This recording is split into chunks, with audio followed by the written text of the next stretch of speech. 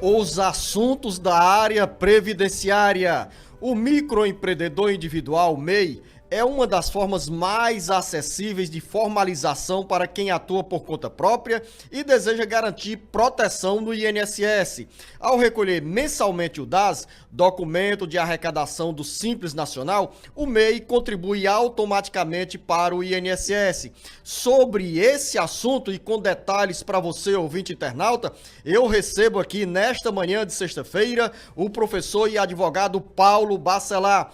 Professor Paulo Bacelar, quais são as condições para quem quer contribuir para a Previdência Social na condição de MEI? Bom dia! Paulo Bacelar, o advogado popular. Bom dia, Luciano. Bom dia a todos os ouvintes do programa Alerta Geral. O MEI é o microempreendedor individual, como você bem disse, né? Foi criado por uma lei em 2011 para que o segurado pudesse ter uma empresa individual, né? Que a gente, como o próprio nome... CNPJ. Como o próprio nome diz, é uma empresa que é mais que individual. Ela se equipara ao autônomo nas condições assim de contribuição, de carência, de qualidade segurada em relação à previdência social, mas é como se tivesse uma empresa mesmo, né? Tem que abrir um CNPJ, tem obrigações e tem um limite, né, anual de faturamento para ele ser um MEI. Porque se passar esse limite, ele passa a ser uma empresa simples, aí passa a ser uma empresa propriamente dita. E a contribuição previdenciária do MEI, professor Paulo Bacelar, independe do faturamento?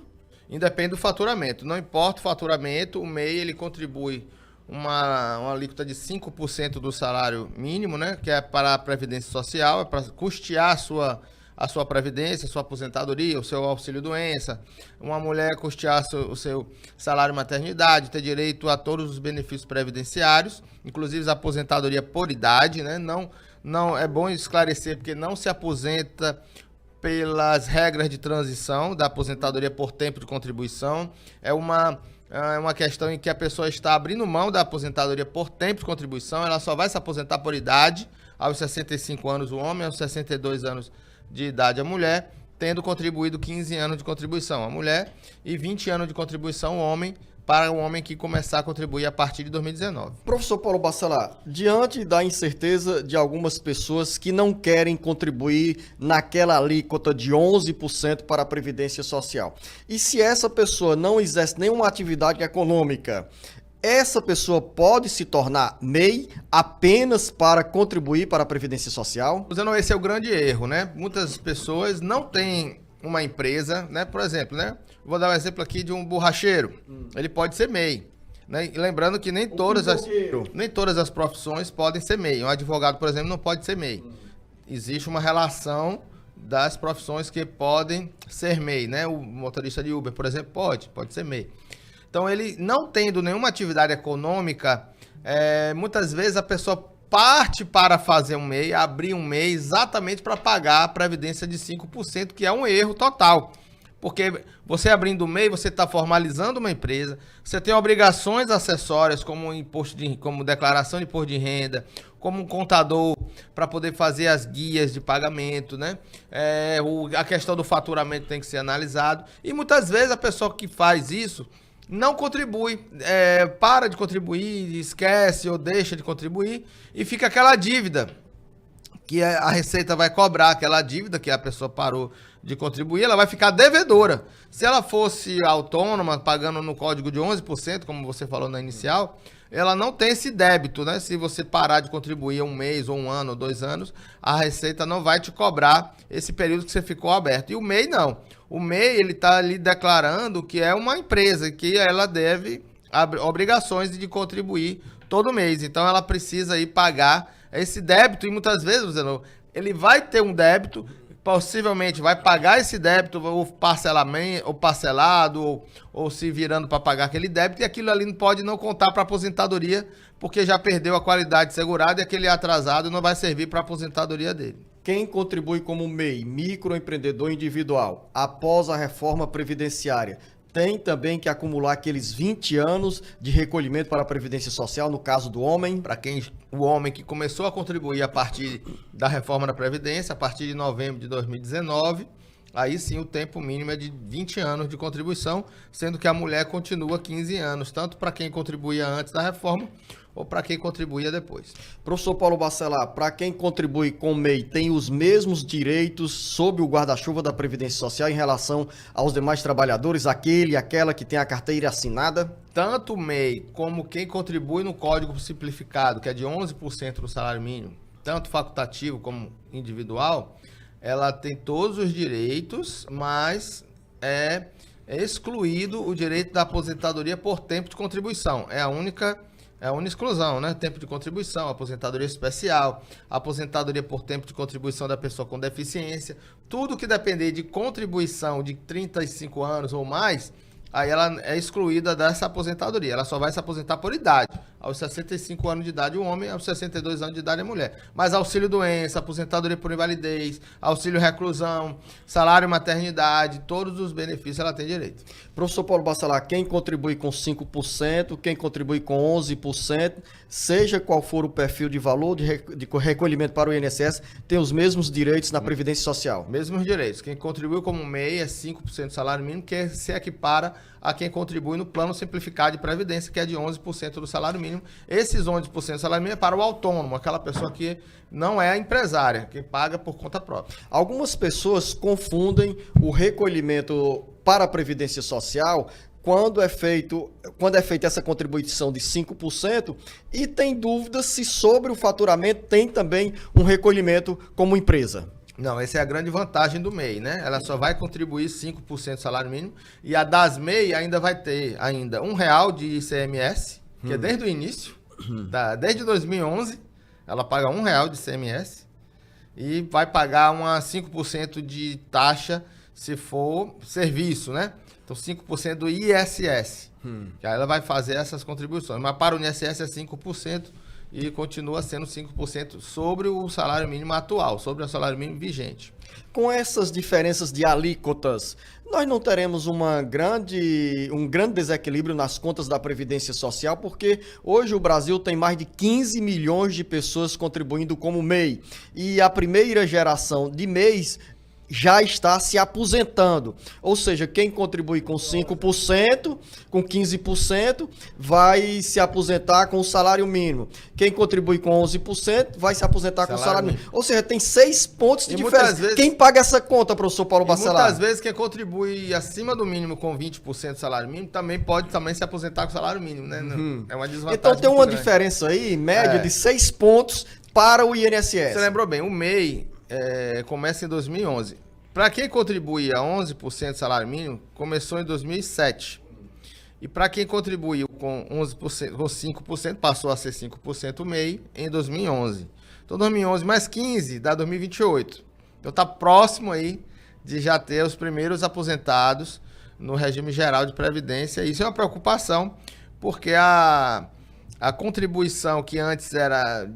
Tem o tempo de contribuição que era de 35 anos no mínimo para o homem, 30 anos para a mulher, as aposentadorias estão com menos tempo de contribuição. Isso pode ter, sim, um impacto na Previdência, não só do tempo, né, que é os 15 para 35, como também dessa alíquota de contribuição, que é uma alíquota que foi criada pelo governo para também, socialmente, para trazer as pessoas que estavam na informalidade, que não iam ter aposentadoria de jeito nenhum, né, Luciano? Então ela foi criada exatamente para trazer essas pessoas que estavam na informalidade, diminuindo aí a alíquota, e assim, olha, você que só pode pagar sobre o salário mínimo, pague uma alíquota menor, que é para você ter direito à aposentadoria. Foi um alento para as pessoas que não estavam contribuindo, porque 20% ainda era muito alto para quem trabalha na informalidade, você tirar 20% do seu salário. E aí criou-se essa regra de 5% de 11% para trazer as pessoas, mas mesmo assim ainda é um custo pequeno para um benefício que ele vai ter o resto da vida. Professor Paulo Bacelar, agora essa regra parece me ter desestimulado muita gente a permanecer com a carteira assinada por optar, ao invés da carteira assinada, para ir para o MEI, justamente para contribuir com uma alíquota menor. E muitas vezes as próprias empresas incentivam a pessoa, né, a tal da pejotização, né, de abrir uma empresa, um MEI, para você poder pagar 5% do salário mínimo e não pagar a cota patronal. Mas é importante você falar nisso porque a pejotização é que incentiva o segurado às vezes não é nem o segurado que quer, né? Às vezes é a própria empresa que oferece ou que diz que só contrata se for MEI. E isso aí pode também haver uma distorção, porque ele pode ser empregado na prática, né? Ter os pré-requisitos para você ser considerado empregado e ser MEI e pagar menos previdência para custear a sua previdência. Quem está no CadÚnico, quem recebe Bolsa Família, pode ser MEI, microempreendedor individual? Pode. O Bolsa Família, ele é um benefício para pessoas que têm uma renda per capita já definida, né? Então, se você é MEI, mas tem a renda, essa renda vai ser dividida pelo número de pessoas na casa. Se passar desse limite legal, ele pode receber, a família pode receber o Bolsa Família também. Qual o limite, professor Paulo Bacelar? É um quarto, não, acho que é meio salário mínimo para quem recebe Bolsa Família. Nós estamos nesta sexta-feira conversando com o professor e advogado Paulo Bacelar sobre as regras na área da Previdência Social para quem opta pela contribuição como MEI, microempreendedor, microempreendedora individual. Neste sábado, a partir das 7 horas da manhã, temos 1 hora de bate-papo com o professor e advogado Paulo Bacelar, dando orientação e esclarecendo as suas dúvidas sobre os caminhos da aposentadoria, sobre os caminhos para você receber os auxílios pagos pelo INSS. Lembrar para você, ouvinte, internauta, que você pode nos encaminhar a pergunta pelo WhatsApp 085-99273-4353. Para finalizar o nosso bate-papo político, professor Paulo Bacelar, é um bom negócio contribuir como MEI para o INSS? Pegando pelo início da nossa conversa, para quem tem um comércio, quem tem um negócio, sim, é um bom investimento. Para quem está apenas pensando na Previdência, não, porque isso pode prejudicar a sua vida mesmo. O MEI, ele é importante não só para a Previdência, Luciano, é sempre bom destacar isso. Para quem é MEI, pode ter direito a empréstimos com taxas menores, com taxas mais acessíveis, pode ter emissão de nota fiscal para participar de uma concorrência, por exemplo, de uma licitação, né? Então, para quem pede uma idoneidade no serviço e pede nota fiscal, quem é MEI tem como dar essa nota fiscal. Então, é uma importância para o comércio, mas não só para quem pensa na aposentadoria.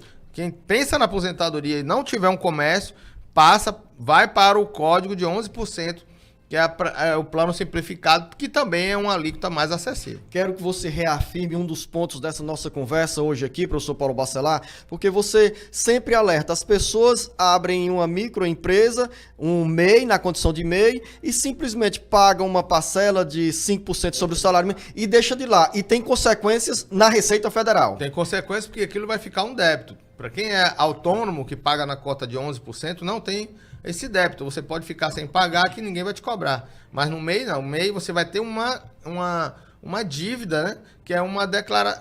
Quando você abre o MEI, você está declarando que você tem um negócio, que você tem um faturamento. E aí você precisa pagar todo mês. Então quem para de pagar fica com aquela dívida. E muitas vezes essa dívida, se for paga, nem vai contar para a aposentadoria, que vai perder totalmente o sentido daquela contribuição. Aqui, mais uma contribuição nossa dentro do programa de educação previdenciária. A gente se antecipa nesta sexta-feira com o professor e advogado Paulo Bacelar, e lembrando a você, ouvinte internauta, que neste sábado, a partir das 7 horas da manhã, tem o especial Caminhos da Aposentadoria, com resposta para Lidiane Castro em Russas, Adriana no interior do Ceará, Ângela Ferreira também em Russas, Elisângela na região metropolitana de Fortaleza, Ciciane Cordeiro também na Grande Fortaleza, Evaldo Lopes em Marituba, no Pará, tem também resposta para Adriana em Fortaleza, o Tico Rocha no município de Brejo Santo, Eliana no interior do Ceará e muito mais para você, ouvinte internauta. Professor Paulo Bacelar, uma boa sexta-feira, o nosso encontro Café da Manhã quente com tapioca neste sábado a partir das 7 horas da manhã. Obrigado, Zenô, até o programa aí antes de começar. Grande abraço e daqui a pouco tem mais informações com Marcos Furlan.